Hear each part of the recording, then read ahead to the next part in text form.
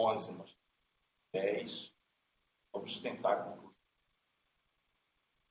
Conforme eu já tinha falado para os irmãos na última EBD, nós não iríamos abordar todos os irmãos citados aqui, irmãos do passado, pela fé. Tem muitos pela fé. Vai tentar pensar alguns. Também ler alguns versículos na interpretação. Capítulo 11 está esclarecido.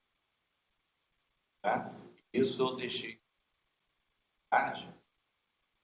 querer, por exemplo, se eu pular algum versículo, irmão ou irmã entenda, deve ser lido, quer fazer uma contribuição, ler aquele versículo, pede não. Fala para toda a congregação, certamente. Então, nós vamos ler da nossa lição 1 ao 6. 11 do 1 ao 6. Diz assim: ora, a fé é o firme fundamento das coisas que eram e a prova das coisas que por ela os antigos alcançaram testemunho. Pela fé entendemos que juntos, pela palavra de Deus, foram criados, de maneira que aquilo que se diz não foi feito é aparente. Pela fé, Abel ofereceu a Deus maior sacrifício do que Caim, pelo qual alcançou testemunho que era justo, dando Deus testemunho dos seus dons, e por ela, depois de morto, ainda fala. Pela fé, Enoque foi trasladado para não ver a morte, não foi achado, porque Deus o trasladara, visto como, antes da sua trasladação, alcançou testemunho de que agradara a Deus. Ora, sem fé é impossível agradar-lhe, porque é necessário que aquele que se aproxima de Deus creia que Ele existe e é galardoador dos que o buscam. Amém? Glória a Jesus. Aleluia. Vamos orar. Senhor Deus e Pai, mais uma vez oramos a Ti, Deus, pedindo que o Teu Espírito Santo venha nos conceder a cada um de nós a assistência, Deus falar aos nossos corações, Deus, porque cada um de nós tem uma necessidade muitas vezes específica, e no estudo, ó Deus, fala com cada um de nós. Abençoa-nos, Deus, ser gracioso, guarda, nos edifica, fazer com que cresçamos na graça e no conhecimento do Filho amado Jesus Cristo. Oramos em nome do Senhor Jesus. Amém. Amém. Os irmãos podem estar assentados.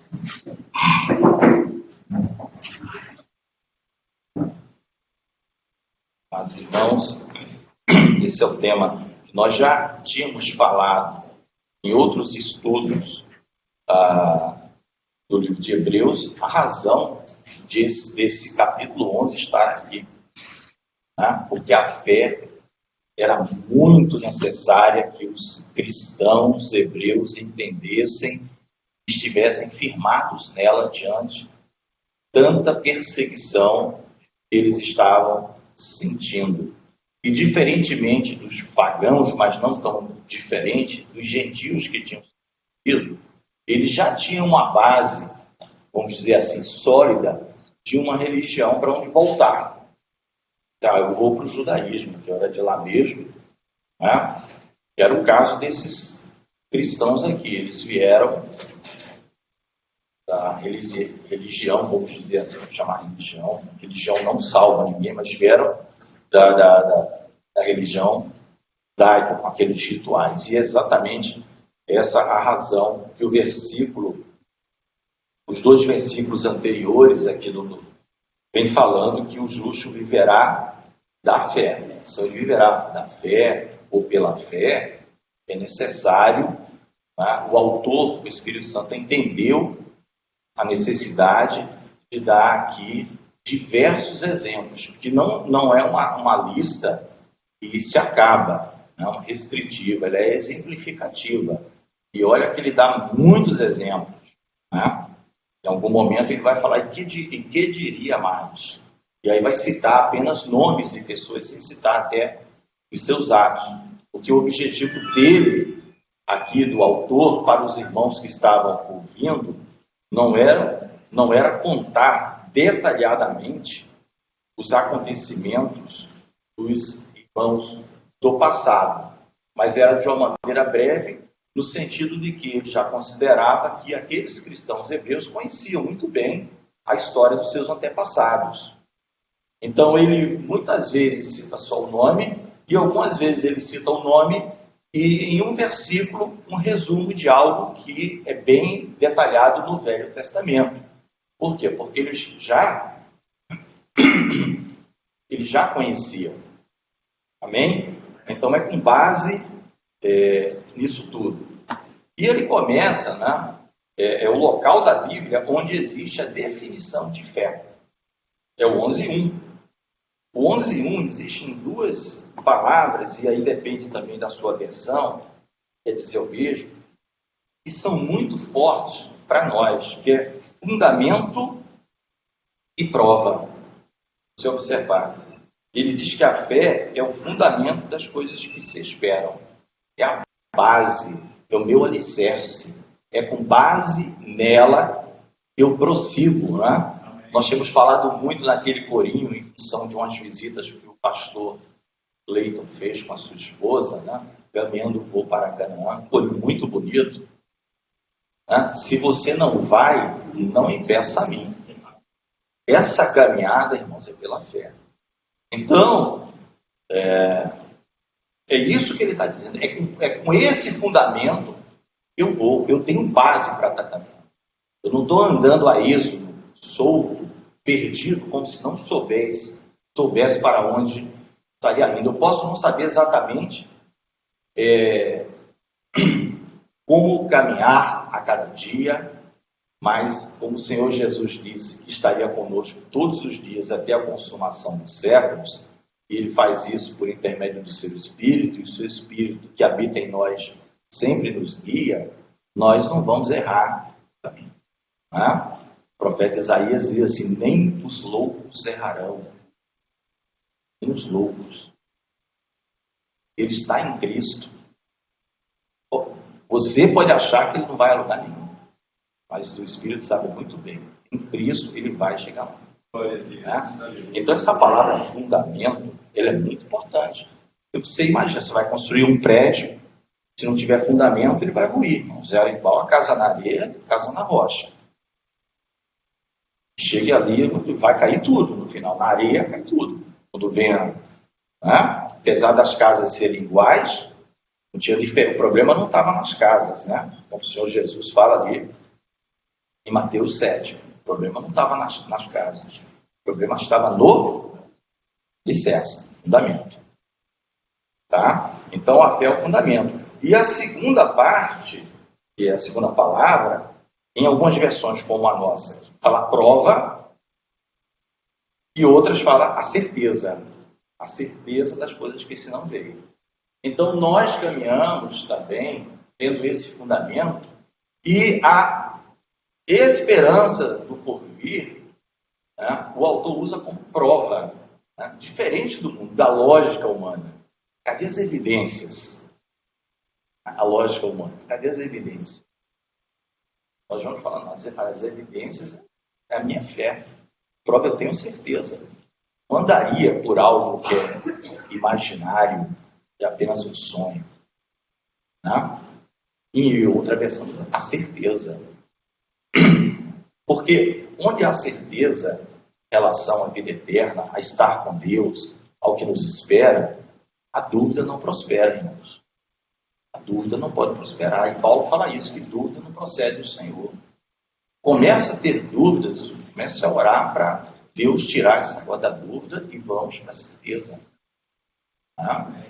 que a dúvida é algo colocado pelo adversário para confundir você e você tomar caminhos errados. Né? Mas o apóstolo fala, em Cristo nós temos o sim. Paulo, não aqui nas suas cartas. Temos o sim. Então, dada isso, ele vai trabalhar com isso e vai dizer que os antigos, os antepassados deles, alcançaram testemunho com base exatamente nessa fé, naquilo que eles esperavam e os que veio. Né? Então, significa dizer que os exemplos que o autor, vai citar são fatos, né? Como está na moda hoje, são fatos e não fake.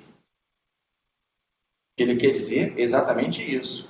Eu vou dar exemplos que vocês conhecem e vocês não têm dúvidas, pelo menos quanto aos exemplos que nós vamos citar. Está registrado de geração em geração dos nossos pais. Foi assim que aconteceu. É fato. Fato. Então, ele não está falando de possibilidade de algo que dizem que foi assim. Não, fato. Foi assim. Então, serve para nós olhar para o passado, ver como eles alcançaram, ainda que coisas temporais, eles alcançaram. Tá? Nós vamos ver mais na frente que esta grande promessa final, eles ainda não alcançaram, porque nós também somos participantes. Deus vai juntar todo mundo, o passado e a igreja. Tá? Sabe, se a gente conseguir chegar lá pelo 40, que é o último versículo, é uma parte muito bonita. Muito bonita. Deus os profetas sofrendo, né, dá a entender que muitos dos profetas já sabiam do que estava falando. Israel iria rejeitar, os povos gentílicos iriam aceitar. Já sabiam, mas eles falavam a profecia, eles eram que Deus tinha muito zelo nisso. E eles não saírem falando o que eles bem pensassem. Deus não fala o que eu mandei falar. Mas eles sofriam muito. Como eu falei, o caso do Jonas no passado. Jonas já sabia, que eu até sugeri, lê Jonas, 4 capítulos. Quando você lê, você vai ver, Jonas, o Senhor já sabia que o Senhor é misericordioso, que eu vou pregar 40 dias. 40 dias e Nínive será subvertida. 40 dias e Nínive será subvertida. Eu já sei que o Senhor vai perdoar. E pior, não vai perdoar Israel, vai perdoar Sírio. O pessoal da Síria. Profetas.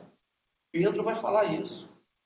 O Espírito de Cristo, a porção desse Espírito de Cristo, estava sobre eles. Tinham que fazer tudo de acordo com o que o Senhor Deus mandava.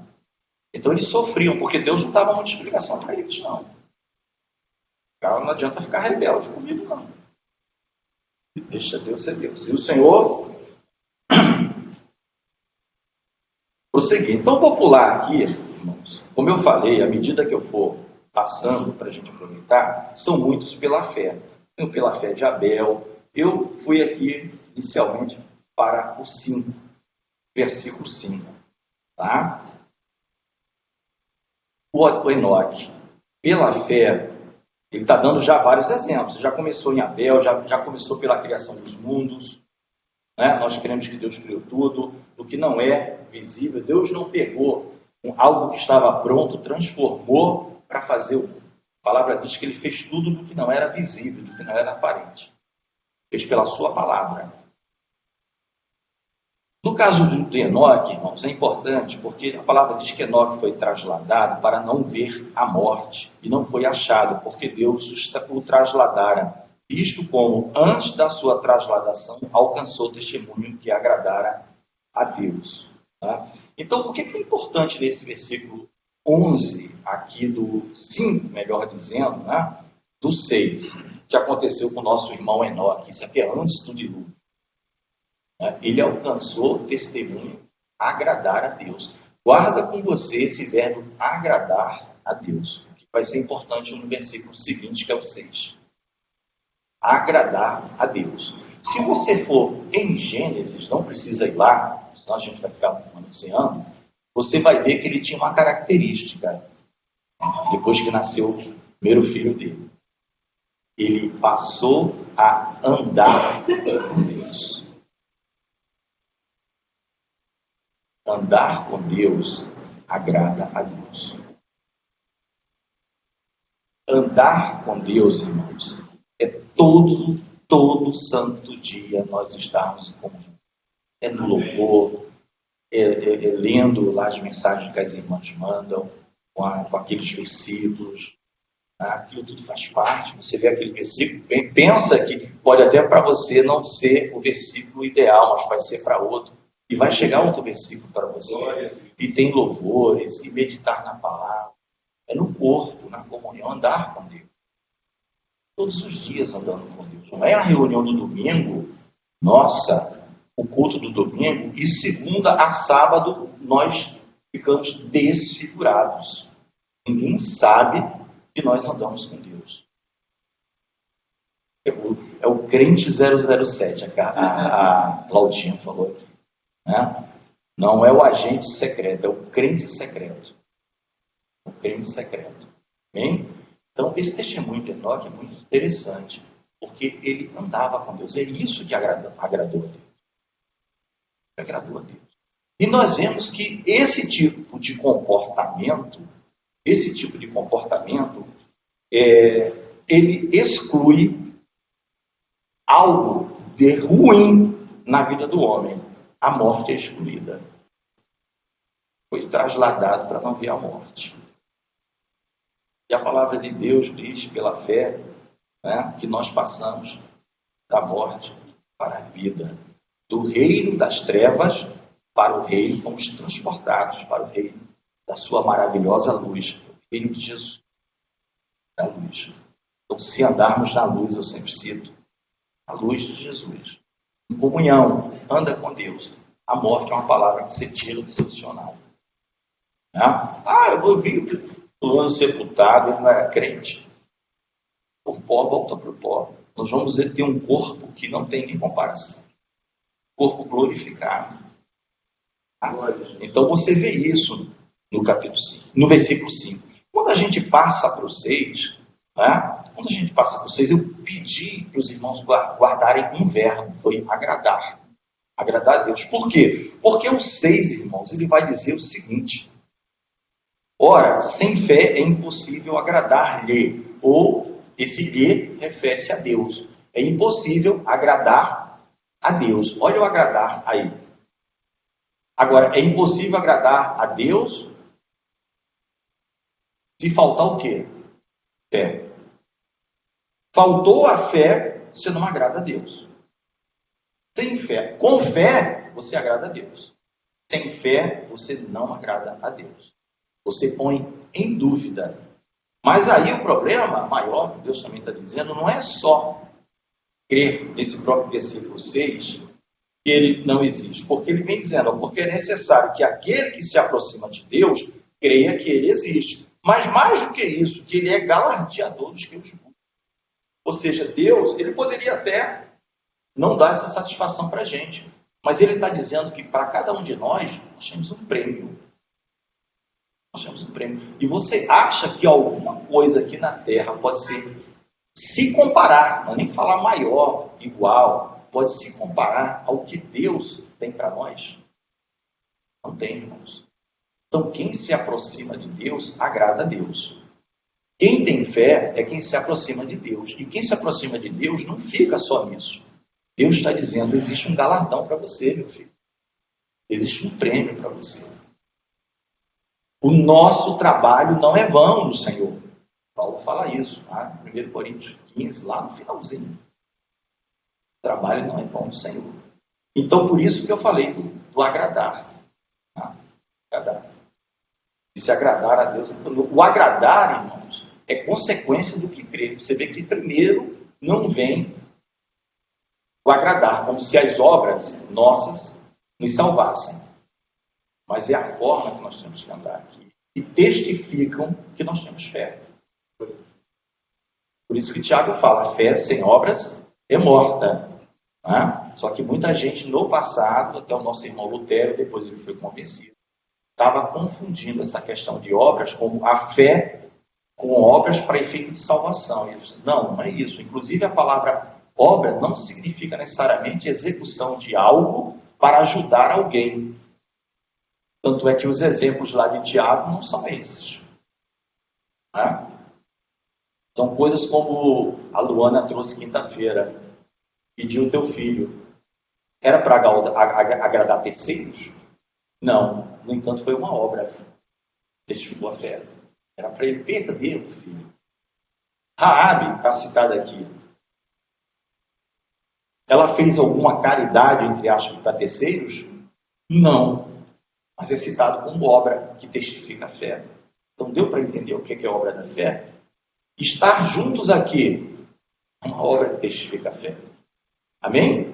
Então cuidado com essa palavra obra, porque justamente a fé é o grande combustível. É o combustível. Pela graça sois salvos por meio da fé. Se você excluir a fé, não existe salvação pela graça. Pela graça você é salvo, mesmo que não tenha fé. Esquece. Está dizendo. Tá? Tudo é possível ao que crê. Quem falou foi Jesus. Tá? Aquele pai estava lá com o filho, problemático lá, demoniado, ninguém pôde curar. O senhor pode salvar? Você crê? Ajuda na minha incredulidade. Então, os 6, irmãos, fala disso, da impossibilidade de agradar a Deus para quem não tem fé. Então, não existe isso. Imagina a pessoa fazendo um monte de coisa para agradar a Deus. Nós vemos isso na prática. Né? As religiões, coisas que são feitas, como os feitos são feitos para agradar, são realizados para agradar a Deus. Isso não leva ao bom.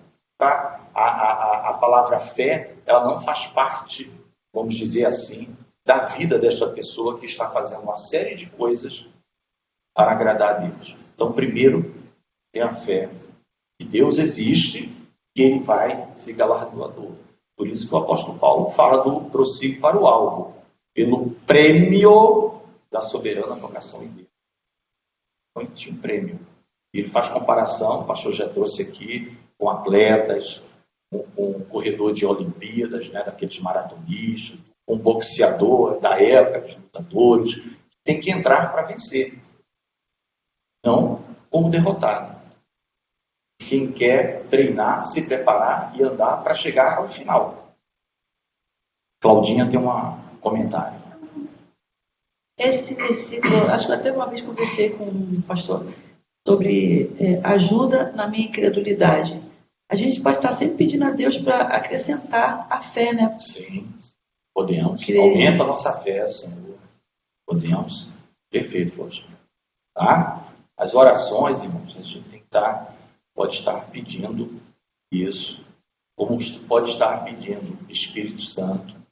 Tá? É o principal, inclusive, porque dali decorrem as outras. Tá? Em Lucas está escrito isso. Se os pais de vocês, aqui deste mundo, que são maus, Jesus fala isso. Não era só aqueles pais, não. Era todos os pais. E tudo, quando compara-se com o reino de Deus, esquece. Tudo torna-se mal. Tá? E são maus. Sabem dar boas dádivas aos seus filhos, quanto mais o vosso Pai Celestial não dará o Espírito Santo àqueles que o pedem. Então você pode pedir também isso, falado pelo Senhor Jesus. Bem? Das riquezas espirituais. O pastor trouxe domingo passado, deu um trecho da pregação do domingo, que eu não esqueci, a igreja de Laodiceia, não? O Senhor Jesus, ele dá um conselho. Aconselho que compres de mim ouro provado no fogo. Olha o preço dessa compra, é oração. Né? Deus está fazendo barganha. Deus não precisa do dinheiro daqui da terra para. Né? É você se humilhar, reconhecer que você necessita, porque aquela igreja se gabava que ela era rica, que não precisava de nada, mas ela estava no olhar material. Você falou, olha, você é pobre, cego, nu, miserável, desgraçado. Desgraçado. Desgraçado significa desprovido da graça. Essa palavra ela descaracteriza a palavra que vem depois. Então, desgraça significa sem a graça. Desgraçado, desprovido da graça. Isso foi a avaliação feita por Jesus para aquela igreja que dizia: somos nada, temos falta. O pastor trouxe no domingo passado, ele citou esse trecho. Vestes brancas, para que não seja vista a tua nudez, e colírios, para que unjas os teus olhos. Mas não é o caso aqui, É só falando aqui da fé. Então nós vimos isso aqui. Mas o 11:7 também vai ser lido, porque ele é importante. Pela fé, Noé, divinamente avisado das coisas que ainda não se viam, temeu, e para a salvação da sua família, preparou a arca pela qual condenou o mundo, e foi feito herdeiro da justiça, que é segundo a fé. A gente vê coisas importantes aqui. O que é que o homem de fé tem em mente? A salvação. Salvação. Ele preparou a arca para a salvação, mas foi pela fé. Ele foi avisado. Outra coisa que a gente vai ver ao longo de muitos versículos, nem todos eu vou citar, é que quase sempre, irmãos, você vai ver quando tem pessoas envolvendo família, eles querem sempre que toda a família seja salva. Então, embora Noé seja o nome que está ali citado, toda a família dele foi salva. A esposa, os 3 filhos e as 3 noras. Salvou toda a família. Mas o relacionamento de Deus diz que quem achou graça aos olhos do Senhor não foi Sem, nem Cã, nem Jafé. Noé. Mas todos aqueles que trabalharam naquela grande obra, aquilo ali não é uma obra, uma construção, eles foram salvos. E, no sentido oposto, se um grupo foi salvo, Pedro vai falar isso nas suas cartas, o que aconteceu com um grupo que não é salvo? Condenado. Ele condenou o mundo de então. Um grupo foi salvo, o outro condenado. Não houve meio termo. Condenou o mundo de então. Mas o que me chama mais a atenção na fé, e eu quero compartilhar com os irmãos sobre essa parte, é algo que muitas vezes a gente lê e não atenta. Ele foi divinamente avisado de quê? De coisas que ele não se via, coisas que ainda não se via. Percebe? Esse percebe aí, eu já tentei me livrar, mas o Carlos, esse percebe, a culpa é dele. Ele falou tanto percebe, aí eu tô agora com a acabando de percebe. Portugal, o pessoal fala isso. Percebe ou entendeu de lá. Por isso você vê na Bíblia, né? Que é a tradução de Almeida, né? Percebeu, entender. E aí a gente congregando, eu estou muito antenado, ligado, eu estou percebe.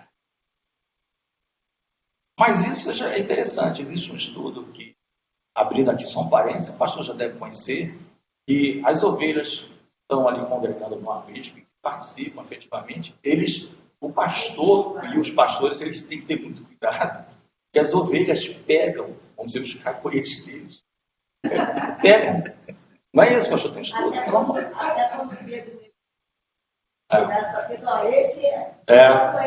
Ele fala igual, perfeito, Marcinha. Olha o exemplo. Entendeu? A Marcinha, vou falar aqui no microfone, ela deu o exemplo da negação de Pedro. Né? As pessoas identificaram, olha, mas ele se comporta, fala igual a ele. É porque ele está junto ali. A cereja do entendeu, gente? Então, as coisas que não se viam. E tem toda aquela história da questão da chuva, no e tal, né? Era um vapor d'água que subia, diz a palavra, e havia rios. Né? Então, existe aquele comentarista, ele não sabia exatamente o que era a chuva, dilúvio, sabe? Isso que a chuva, dilúvio vai jorrar água do céu. Então, em coisas que, né, você construir uma embarcação, que é algo que vai flutuar sobre águas, apenas crendo no seu Deus. Então, ele está dizendo, isso é fé. Então, o que é isso? A Noé tinha a mais absoluta certeza da existência de Deus e de que ele é premiador, ele é galardoador. E, portanto, ele fez sem ver, apenas crendo no que Deus falou. De coisas que, né? O vapor da terra, porque existia o vapor e existia rios irrigando. Imagina o tempo que ele ficou ouvindo que ele era maluco. Não, perfeito, ainda tem isso. Porque a palavra diz, o próprio Pedro, que ele era pregoeiro da justiça. Então, houve pregação. Ele não ficou isolado ali na arca. Houve multiplicação dessa informação. Olha, arrependam-se, convertam-se. E não foi por pouco tempo, né? Falam 100, outros falam 120. Fala, os anos do homem serão 120. Perto, lá em Gênesis, não contenderei que o homem era 120, mas aí a genealogia diz, ele tinha Noé 500 anos, e ele terminou a arca quando ele tinha 600. Então não se sabe exatamente se ele começou quando tinha 480 e terminou, tinha 600, ou ele começou aos 500, terminou os 600 e durou 100 anos. Mas de qualquer forma, irmão, seja 100, 110, 120, não é pouco tempo não, mãe. Não é pouco tempo avisando, não. E aí, o que a Cláudia falou, logo, por aí vai. Então, as coisas que não se viam, é muito importante para nós, até agora, dentro do que nós vimos, e a questão do agradar a Deus. O agradar a Deus. Bem? E nosso melhor professor para as coisas de agradar a Deus é a palavra de Deus ensinada pelo Espírito Santo. O Espírito Santo assistindo. O Espírito Santo assistindo. Senão a gente vai pegar a palavra de Deus e fazer o que a gente quer. Versículo isolado. Tá? Há muitos anos, eu ainda estava, não sei se eu era recém-convertido ou estava lendo um dos livros daqueles que tentavam, esse livro, um missionário americano naquelas tribos, Papua, Nova Guiné, lá para a Austrália. Ele descobriu uma coisa incrível, pastor. Um livro, eu não tenho mais o nome. 34 anos no Evangelho, 33, o livro, não tenho mais o nome. Era um livro emprestado. Antiga, não sei se ainda existe, editora Betânia. Não tem mais, né? Mas tinham bons livros, né? Bons testemunhos, bons livros. Né? E existia um grupo de tribos em determinada região e o herói lá era quem mais conseguia enganar o outro, trair. Era, vamos fazer um acordo, tal, uma tribo, tal. Aquele que passava a perna no outro era considerado o herói. Era o Jesus de lá, vamos dizer assim. Meu Deus. E aí, eles contando que quando ele começou a evangelizar e mostrar sobre Judas e Jesus, o primeiro entendimento da tribo que era que Judas era o herói. O primeiro entendimento da tribo era que Judas era o herói. Por quê? Porque eles tinham isso por costumes de ancestrais. As tribos, cada um fazia um acordo, né? Mas tudo ficava com o pé atrás, porque aquele que conseguisse, na verdade, passar a perna no outro e tomar, era o herói, ou seja, era quem traiu que era o herói. Então, houve muita perseguição, muita morte, e uma igreja foi plantada ali, quando eles entenderam que Jesus é o nosso herói. Infelizmente, eu não lembro o nome do livro, irmãos, faz mais de 3 décadas que eu li. Tá? Mas me chamou muito a atenção isso, pra você ter uma ideia. O 8 a 10, irmãos, eu vou ler aqui, mas o foco do 8 a 10 é o versículo 10. Pela fé, Abraão, sendo chamado, obedeceu, indo para um lugar que havia de receber por herança. e saiu sem saber para onde ia. Pela fé, habitou na terra da promessa, como em terra alheia, morando em cabanas com Isaque e Jacó, herdeiros com ele da mesma promessa. Aí vem o porquê. Por que ele fez isso? Mas existem muitos verbos para obedecer. A gente podia desenvolver um monte de coisa, mas a gente tem que ser objetivo, devido ao foco dos hebreus, e trabalhar na fé. O importante é o porquê que ele fez tudo isso. Ele esperava a cidade que tem fundamentos, da qual o artífice, construtor, em algumas versões, o arquiteto e o edificador é Deus. É tal forma. Ou seja, os atos daqueles patriarcas, Abraão, Isaque e Jacó, foram pautados na definição de fé, firme fundamento e prova do que se não vê. Por quê? Eles estavam vendo, eles estavam com o que vendo a certeza que existe uma cidade, Canaã, nem estava lembrando da Canaã Celestial que nós falamos aqui. É um corinho muito bonito, muito bonito, muito bonito. Não, quando o pastor falou aquele corinho, eu fui lá no YouTube ouvir para ver se vai falar, conheço. Aí, quase todo dia eu ouço um pouquinho dele. Um pouquinho não, eu ouço uma vez, né? É muito bonito. Arquiteto, lembra que a palavra toda está falando, desde que o autor vem falando dos detalhes do tabernáculo, dos sacrifícios, do Santo dos Santos, ele sempre está dizendo, o Senhor Jesus entrou, santuário celestial, purificou, e a gente já conversou por isso. Por quê? Porque nós vamos entrar lá, e a gente não pode entrar assim. Então esses homens, olha só, Abraão, irmão, 4.000 anos antes da gente. Não estamos falando de 4 milênios. Não estamos falando de 4 dias, de 4 meses, de 4 anos. 4 milênios. Ele contemplou pela fé a cidade. Agora já não é o tabernáculo, é a cidade celestial. E ele passou a pautar todos os seus passos aqui na terra nessa esperança. Olha, eu sei que existe um lugar melhor. Então eu não vou voltar, a gente vai ver, para a Mesopotâmia. Eu pensava que era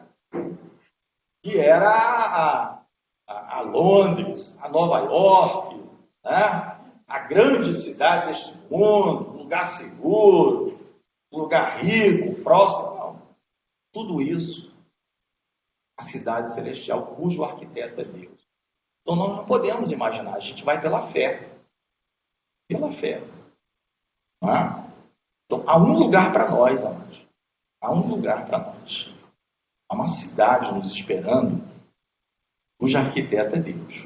Amém? Então, no 8, 9 e 10, eu quis focar aqui. Falei, irmãos, pastor, Carlos, à vontade, quiserem, porque eu estou pulando, como eu falei, senão só no 11 a gente vai levar uns 3 domingos ou 4, se for detalhar versículo por versículo. Então, como o detalhe a fé, eu estou dando aquilo que nós entendemos, né? Sempre orando, mas querendo chamar a atenção de alguma parte, tá, pastor? Eu queria isso. Por favor, quero o microfone para o pastor. Querendo chamar a atenção de alguma coisa, por favor, contribua conosco. É importante a sua participação. A direção tomada pelo irmão, o ensino está perfeito, não tem que corrigir nada. Mas aqui no verso 8 tem uma faceta que eu acho muito interessante, tá? Porque ela diz assim, pela fé Abraão, sendo chamado, obedeceu, indo para um lugar que havia de receber por herança, aí vem, e saiu sem saber para onde ia. Então, existe algo interessante aqui, que muitas das vezes, se não na maioria das vezes, pelo menos comigo tem sido assim, de Deus te apontar uma direção, mas não te dar detalhes sobre. E no caso de Abraão aqui, tá, eu vi um pastor uma vez conversando com a gente, e ele na brincadeira ele falou assim, por que Deus não falou para Abraão qual seria o lugar? Porque se ele falasse, Abraão não ia. Tá? E a grande verdade é essa. se Deus revelasse para nós todas as suas posições, né? Então nós teríamos uma, como é que eu posso dizer? Nós falharíamos na nossa missão, porque não estaríamos preparados, pelo menos para absorver. Equivocada, né? Exatamente. Não estaríamos preparados para absorver aquela informação naquele momento. Aí Deus omite a informação. Ele diz, ó, você vai. Mas, Senhor, como, quando, onde? Não importa, não interessa. E aí entra a fé. Porque aqui eu acho isso lindo. Porque pela fé, Abraão, sendo chamado, obedeceu. Então, ele não tinha informação, ele não tinha os detalhes, mas ele tinha a fé. A segurança dele não estava em ele em fazer um planejamento. Como é que eu vou fazer essa viagem? Aí pego um mapa, paro aqui, paro ali e tal. Não, ele não teve as informações, Deus vetou essas informações para ele. No entanto, tá? Ele baliza toda a missão dele em cima da fé que ele tinha. Bom, Deus não vai me botar em furada. Ninguém falou, né? Deus não vai me colocar em rascada. Então, eu obedeço. Então, acho esse pedaço, ele é muito lindo. Glória a Jesus. Porque mostra pra gente que em muitas das circunstâncias da nossa vida, Deus não vai te apontar as direções. Tá? Ele apenas vai dizer assim, faça isso. E aí você obedece, cegamente, sem reclamação, como ele. Outra vez que ele fez e Deus fez isso algumas vezes com Abraão, a outra vez foi no sacrifício de Isaac. Mesma coisa. Pega teu filho e vai para o lugar que eu vou te mostrar. E lá você sacrifica ele. Então, não tinha informação de novo. Primeiro, a cabeça dele deu um nó. Mas espera aí, Deus pedindo sacrifício humano, já deu um nó ali. E ainda veta ele dar informação para que lugar, para que direção. Eu acho esse negócio interessante. E como a fé, ela é intimamente ligada à questão da obediência. É assim, fantástico. É um negócio que a gente tem que parar para meditar em cima disso aí, porque é muito lindo mesmo. Amém. O Carlos quer falar também. Muito bom. Essas contribuições que eu falei que quem quiser ao longo, né? Porque eu estou pulando, vou tentar terminar. Não der, a gente continua. Não há problema. Carlos. Estão os irmãos com a paz do Senhor Jesus. Amém. Eu quero destacar aqui uma questão que eu acho interessante, que é a questão quando fala no versículo 9, que pela fé habitou na terra da promessa, como em terra alheias, morando em cabanas, com Isaac e Jacó, herdeiros com ele na mesma promessa, porque esperava a cidade que tem fundamentos. Eu queria destacar aqui o contraste, né, da cabana, que é algo temporal, passageiro, né, que representa de certa forma a nossa vida nessa terra, é algo passageiro, para a cidade celestial, que é algo eterno, que aí ele fala que tem fundamento, né? Ter fundamento é um edifício, né? É firme, né? Que não é passageiro mais, né? Não tem mais esse contraste. E aí, se a gente lembrar lá do início de João, a gente vai lembrar que o Senhor Jesus, né, o verbo que está ali seria tipo tabernaculou, né? Ou quando fala que o verbo se fez carne e habitou entre nós, o que está dizendo ali que esse habitou seria tipo, não existe tabernaculou, né? Mas seria basicamente isso. Habitou em forma temporária entre nós, porque depois vem o que é eterno. Nada nesse mundo, irmãos, é eterno. Tudo aqui passa. Você constrói uma casa hoje, amanhã essa casa já começa a se deteriorar. Aquilo vai perder. Você compra um carro hoje, ele já começa a se deteriorar, né? Mas o que eu acho interessante também nos irmãos do passado era essa capacidade de administrar a vida secular com a vida espiritual. Porque você vai ver Abraão, ele vive pela fé esperando o que vai vir, mas ele não para a vida dele. E às vezes eu vejo o povo de Deus esquecendo a vida, né? Então parece que eu não consigo olhar para frente, para a cidade que vai vir, para a cidade celestial, e olhar também para a vida que eu tenho aqui. E eu acho que é daí que vem a questão da fé, não é? Porque você está num mundo no qual você não pertence, mas você tem que viver aqui, e tem um motivo de você estar aqui, ter que viver aqui, que é para você dar testemunho para os de fora, Porque naquele dia ninguém vai poder falar, não, mas para mim era impossível. Não, mas foi possível para a Cláudia, foi possível para o irmão Cleiton. O que para você era impossível? Você tem um objetivo aqui, é dar testemunha para o mundo de que você é cristão. Mas às vezes, irmãos, eu acho que a gente ou consegue olhar para frente ou para a vida. E a gente deveria fazer as duas coisas. Você vai ver que Abraão, ele tinha os negócios dele, ele tinha as coisas dele, ele cuidava da família, ele cuidava das coisas, mas ele não deixava de olhar para frente. Sempre que Deus chegava, Abraão, é isso. Amém, Senhor, estou aqui. Abraão, ele não se esquecia das promessas. O Cleiton citou bem. Quando ele leva Isaac para o monte e pergunta para ele, e aí, o que vai acontecer? Não, eu vou ali adorar e voltarei. Ele está firmado numa promessa que Deus fez. Isaac será chamada a sua descendência. Se Deus me fez uma promessa que Isaac será, alguma coisa vai acontecer, mas eu tenho que voltar com Isaac. Porque Deus prometeu, é coisa firme, é fundamentada, percebe? Então, irmãos, eu acho que é isso. Eu acho que a gente vive num mundo onde a gente não pertence. E a gente tem que viver a nossa vida, mas olhando para frente, mas sem esquecer de viver também aqui. A gente tem compromissos aqui, a gente tem conta, a gente tem... Né? Bom seria, irmão, se nós como igreja conseguíssemos pagar a conta dos irmãos. Eu ia me sentir abençoado, irmão. Sério, meu irmão, eu ia ficar feliz de chegar e falar, Claudinha, você pode ficar... Mas infelizmente, irmão, a gente não tem condições de fazer isso. Então você tem que trabalhar, você tem que se capacitar, mas você não deixa de olhar para frente.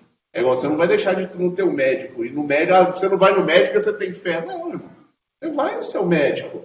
Mas você vai no seu médico, mas você continua crendo que Deus é quem pode te curar, que é Deus é que vai tocar aquele médico, que vai dar a direção. A gente não pode ser louco, irmão. A gente tem que ser sábio, amém? Amém. Pois não.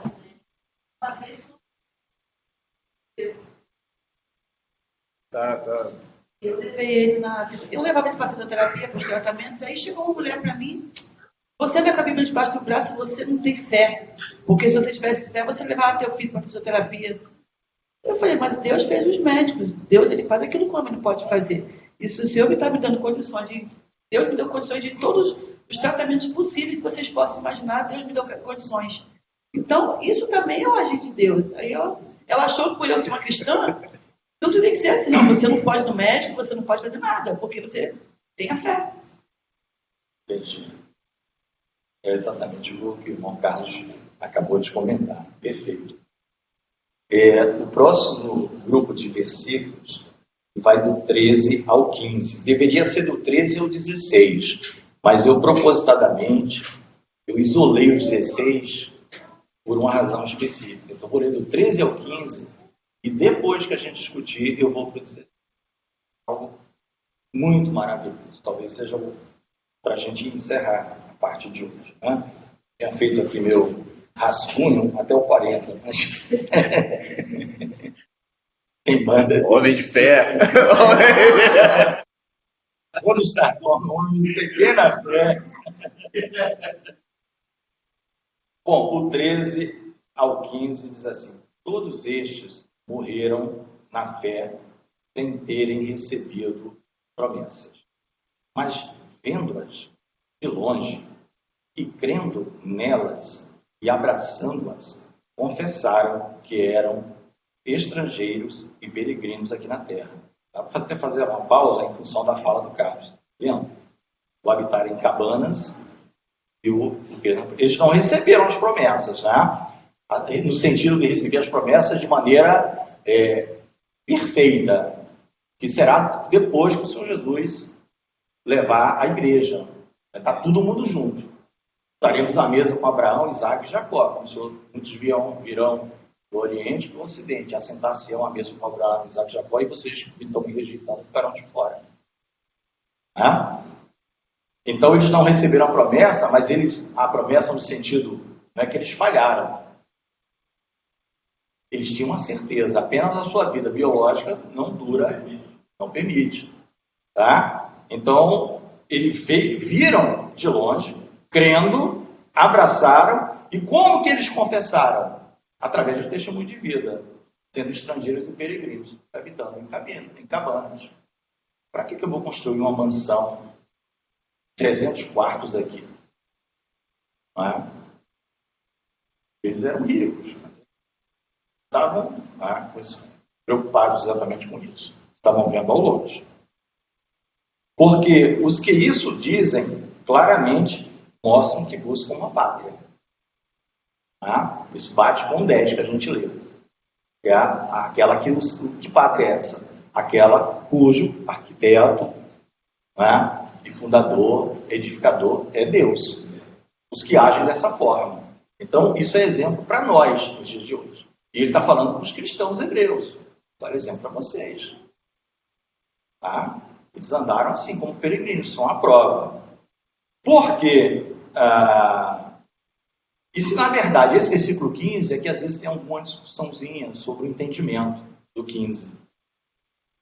Pode ser que ninguém tenha aqui, aí ótimo, mas... E se, na verdade, se lembrassem daquela de onde haviam saído, teriam oportunidade de tornar. Algumas pessoas não entendem assim esse versículo. Sabe? Exatamente, quer dizer isso. Se lembrassem daquela de onde haviam saído, teriam oportunidade de tornar. Esse versículo quer dizer o seguinte: esses homens estavam tão fixados já e vivendo as promessas de Deus, sem esquecer do dia a dia, como Claudinha e nosso irmão Carlos falou, eles tinham que se alimentar, eles comiam, tratavam eventuais feridas, machucados, da época. Devia ter fisioterapeuta na época, mas tinha coisas semelhantes, tratamentos semelhantes do que se conhecia na época. Enfim, eles viviam. Mas a palavra é que esses homens esqueceram totalmente o mundo. Eles não quiseram botar no mundo. Esse é que é o... Esquece o mundo. É como se eles dissessem assim: o mundo para mim, como Paulo diz, eu estou morto para o mundo e o mundo para mim. Paulo fala isso. Não mais vivo eu, mas Cristo vive. Então, o que o escritor aqui quer dizer é: se tivessem condições, oportunidades, se eles quisessem começar a ficar relembrando, porque a pior caminhada de um crente é ficar dando um passo para frente e 2 para trás. Um para frente e 2 para trás. Quando ele vê, ele está de onde ele saiu. A mulher de Ló, saudadezinha lá de Sodoma. Poxa, a gente vai sair daqui, uma cidade riquíssima, maravilhosa. Morreu no meio do caminho. O seu Arquimedes quer falar algo. Então, esse 15, ele quer dizer o seguinte: irmãos, é para frente que você olha. Esquece as coisas do passado. Vamos caminhando aqui em frente. Às vezes o Senhor faz o povo retroceder por algum motivo. Aí é uma estratégia divina, como foi antes da passagem do Mar Vermelho. A palavra diz que ele fez o povo retroceder para Faraó pensar: quebraram a cara, querem voltar para o Egito. Mas Deus já sabia o que estava fazendo. Mas não nós nessa caminhada. Então, esse povo aqui estava focado. Eles não esqueciam das necessidades, como Carlos e a Claudinha falaram. Mas o que tinha em mente, a certeza dele. E olha, muita coisa, nós não sabemos os detalhes. A Bíblia apenas declara. Muita coisa foi literalmente em visões, em alguma coisa mostrada a Abraão. Muita coisa, irmãos. O que é que o Senhor Jesus diz quando ele é apedrejado para morrer por causa do eu sou? Abraão viu esse dia e exultou. Como assim? Então, se Abraão viu esse dia, ele está indo num outro ponto. Ele não está no ponto do eterno. Ele viu o dia que estaria aqui. Abraão viu esse dia. Ele fala para os fariseus: você não tem 50 anos ainda? Como é que você conheceu Abraão? Antes que Abraão existisse, eu sou. Aí o eu sou, você mata os judeus. Você fala eu sou. Calma, senhor Arquimedes, tá? Só um minuto. Aí tem essa passagem. E lá, eu não lembro se em Gálatas, provavelmente, diz que o Evangelho foi revelado primeiramente a Abraão. Então, por isso que eu falo, irmãos, os profetas do passado, eles sabiam muitas coisas que eram para as gentes do mundo.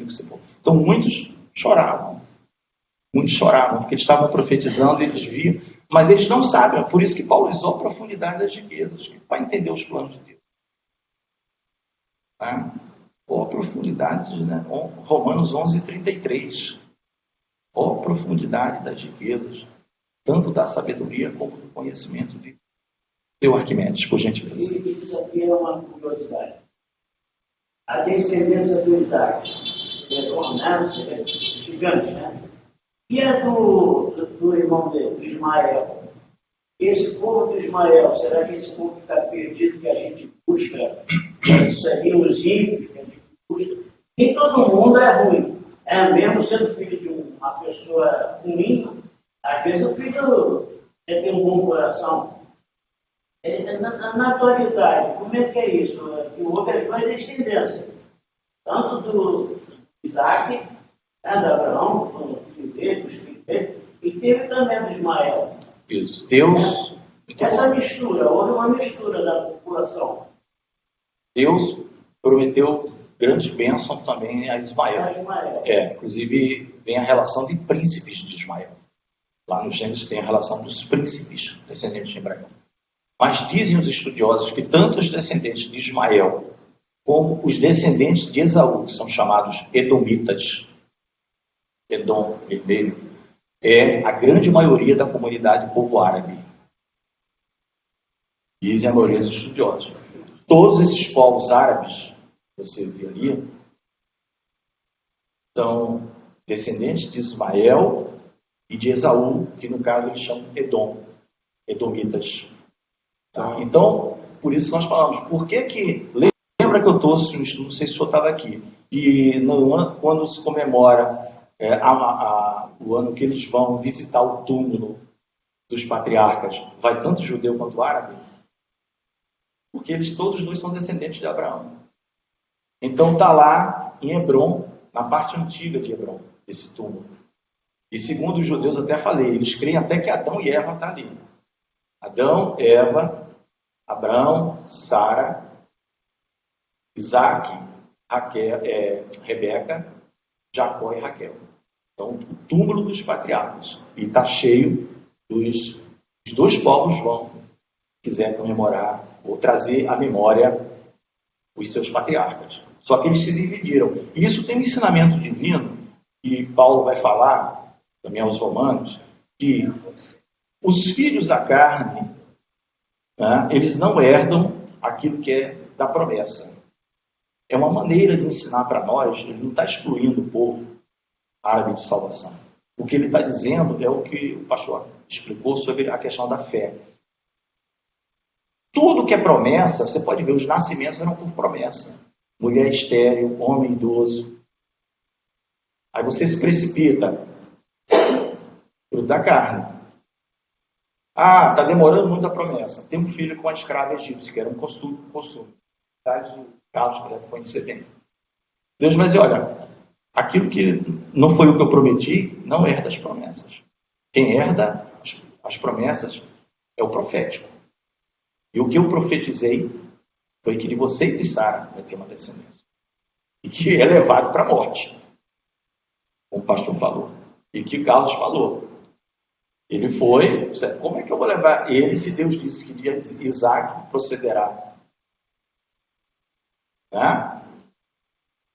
Então, entendeu? Isso mostra muito, tem um ensinamento principiológico que o Carlos gosta desse tempo, e é verdade, muito. O que quer dizer isso? Atos praticados carnalmente, não de maneira pecaminosa, não estou falando de pecado, e atos praticados segundo o que Deus prometeu, que é profético.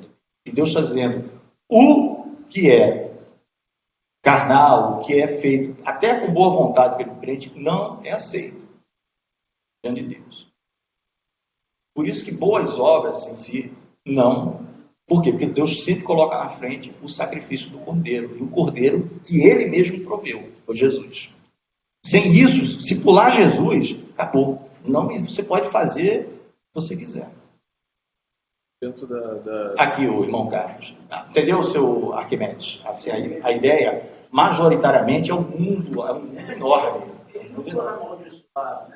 Não. O que Deus quer dizer em Romanos é o seguinte: olha, para todo mundo, inclusive serve para eles, tudo que for fruto da minha promessa, dos meus milagres, é isso que vai prosperar. E não a força do homem, a mão do homem.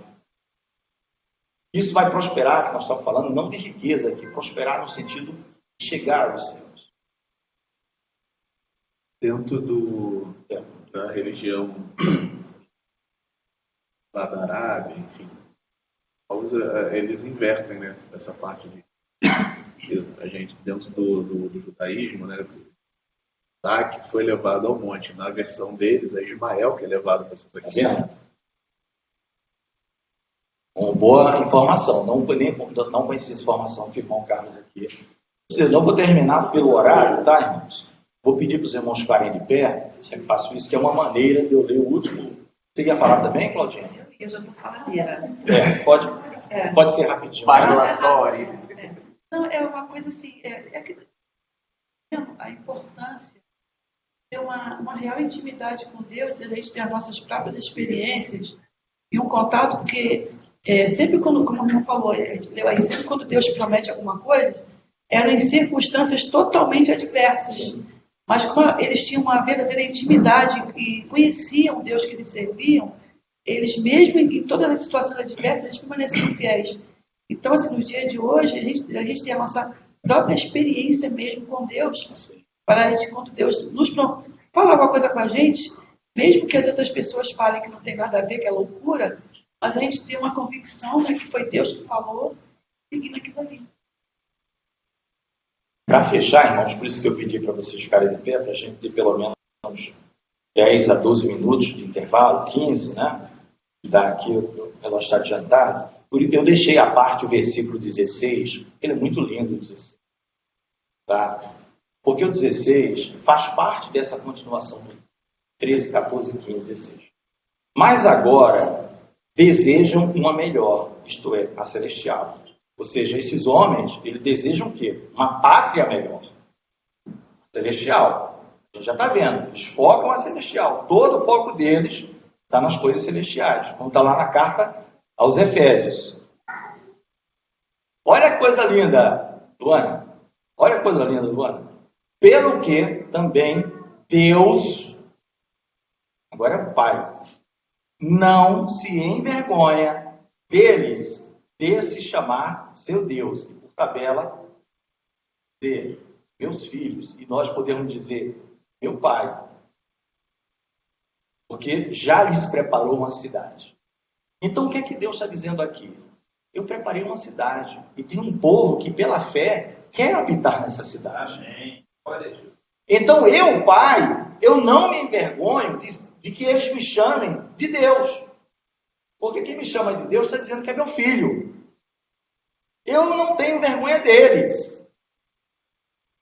Quando Deus fala isso, já falei para vocês, é porque está dizendo, tinha tudo para ter vergonha, pelo que somos, pelo que é o homem caído, né? O homem que veio de adâmico. Tinha tudo, mas eu preparei morada para eles, eu os chamei e eles estão caminhando pela fé. Eu não me envergonho de que eles me chamem assim, Deus. Eu sei que eles estão sendo filhos. Lembra, no comecinho, lá no capítulo 2, Jesus não se envergonha de chamar a gente de irmãos. Porque na forma de homem ele veio e ele só, eu sou primogênito. Sou o primeiro a ressuscitar para nunca mais morrer. Pai, eu não tenho vergonha de chamar esse povo aí meus irmãos. E agora Deus está dizendo, eu não me envergonho de ser o Deus dele. Amém. Bem, eu não me envergonho de ser o Deus dele. Vou chorar, mas, Senhor, nosso Deus, a tua eternidade, Senhor, aceita este pequeno período de estudo da tua palavra, Deus, como oferta suave diante de ti. Aleluia. Porque nós que, na verdade, somos presenteados por ti. Todos nós. Não por homens, não por atos materiais, carnalidade, mas por um ato espiritual de fé. Todos nós cremos que iremos habitar na cidade que tu preparaste para nós. Aceita este período, nos dá um intervalo abençoado para que retornemos juntos, no mesmo corpo, no mesmo espírito, para o segundo período desta manhã. Oramos no nome do Senhor Jesus. Amém. Amém. Irmãos, a paz do Senhor.